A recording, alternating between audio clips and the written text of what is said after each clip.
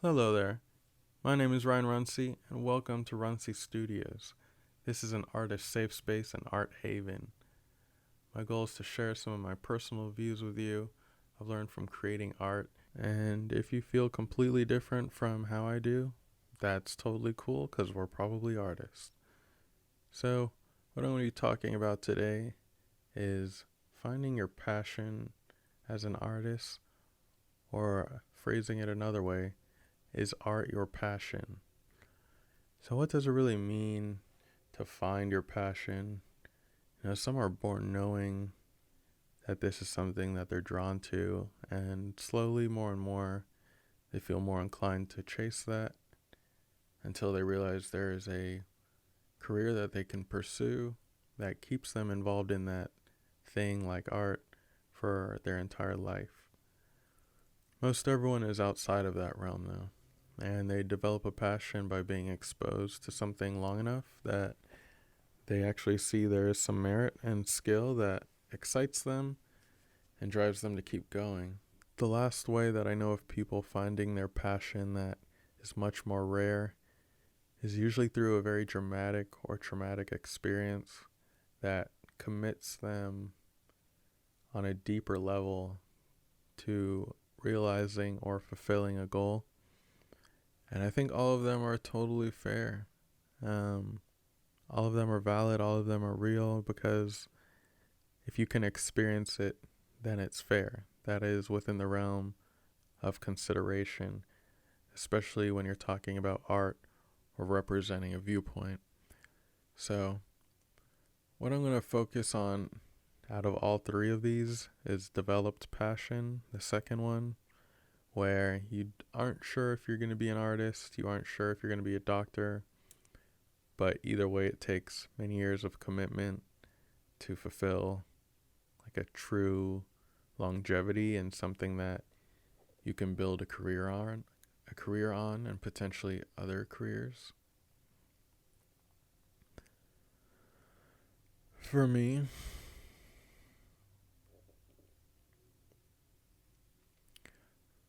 for me, I loved to create and build when I was younger, and I didn't think that I would be an artist per se. I would say that I was more pulled to architecture and mechanical engineering, in all honesty, and art was a way to enhance, like design is a way to enhance the technology that you're working with. But in my mind, there were so many limited entry points of what that would look like in terms of getting in there and having the flexibility to completely redesign something or design something new. Of course, I had to actually do that before I could say I have a new idea that I would like to work on.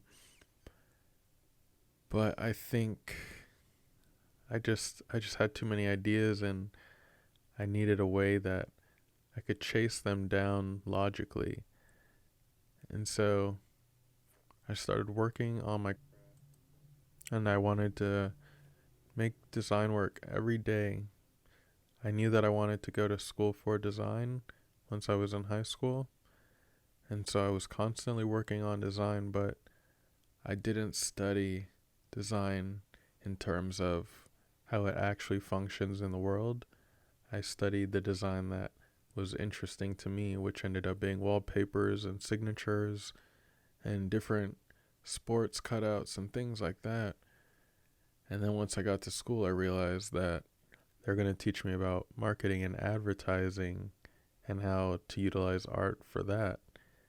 And on one hand, I saw the extreme value in that. Of course, as you get older, you start to realize what it means to have a job and what your career actually will be, and that is earning money for other people or yourself, or both at the same time. And most any school is going to try and give you lessons around that thing. So, I realized pretty early on I had to push outside of whatever that schooling would be. And that's the only way you can really find your passion, I would say. There are some people that are enlivened by school. I was one of those people. I really did like school. I liked being around people that wanted to be there and push themselves, and it only made me better. But at some point you have to branch out. You have to chase your own ideas, and you have to start realizing them. It's better to do it while you're in school so that you can show your teachers, because they've already been through the years of toil of trying to find what style makes them happiest, and they've seen so many different artists in their years being alive. You will not experience that for a long time if you're young.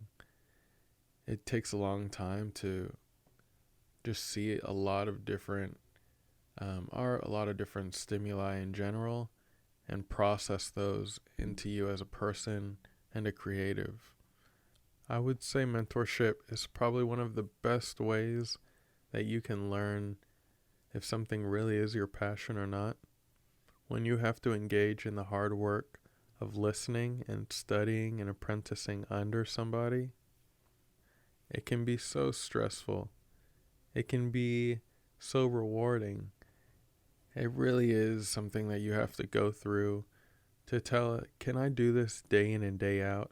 Do I want to have all of these tools? Do I want to suffer all of these potential injuries?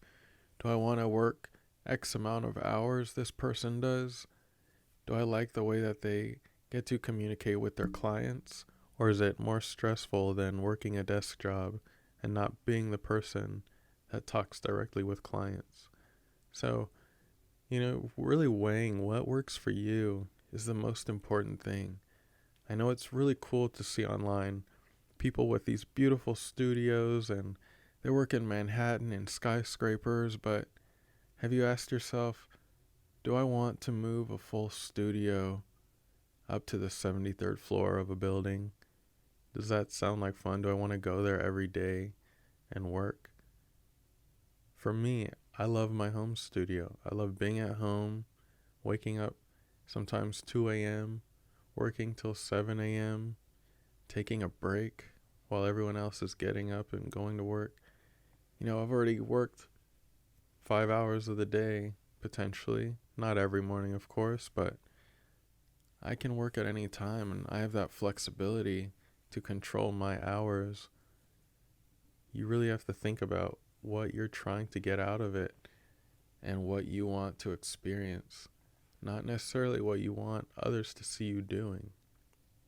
That is going to lead you away from your passion, and if you go that route and you realize it's not where you want to be, then you have to make the change and pivot immediately. You don't know what beauty lies ahead of you 20 years from now, and sometimes the decisions you make will drastically pull you towards or away from that. Of course, you won't know in the moment, but also trust your gut. You know the art you like.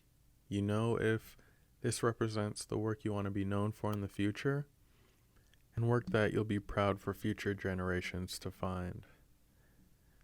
One thing that I like to do to constantly unlock secrets is study a new topic that you weren't planning to learn anytime soon, but it's accessible, it's easy. You can go on Google or YouTube and just try something new. For me, as funny as this may sound to some, baking and cooking became one of the biggest reliefs in my life in terms of stress and new creative outlets away from design and painting, because I didn't have all of the knowledge, because it's something that I have to do every day anyway, and I can potentially save money doing it. I started to cook more, and I believe it was about 5 years ago, I moved somewhere and they didn't have a microwave. And at the time, I thought, okay, that's fine. I'll be able to work around it. And then I realized how much I was using a microwave that I tried to adapt and just remove it from my lifestyle completely. And by that, I mean, I didn't complain about it or try and go buy one. I made do with a stove and an oven and how to cook and add more flavor and fresh ingredients into my food. And it became not only a joy, but the taste was amazing. My health was great. I knew I was eating vegetables and I knew where they were coming from. So there's a lot of different things you can bring into your life by trying to find your passion or just allowing yourself to freely experience without the judgment of how great will I be in the future, or will anyone be proud of me or care that I'm doing this. It really doesn't matter. Your life is only yours to live, and you don't have much time to ponder all of these different considerations. Just enjoy yourself, make today great, and I'll see you guys next time. If you enjoyed yourself and you enjoyed this episode, feel free to like it, subscribe down below. If not, that's cool. See you guys next time. Take care.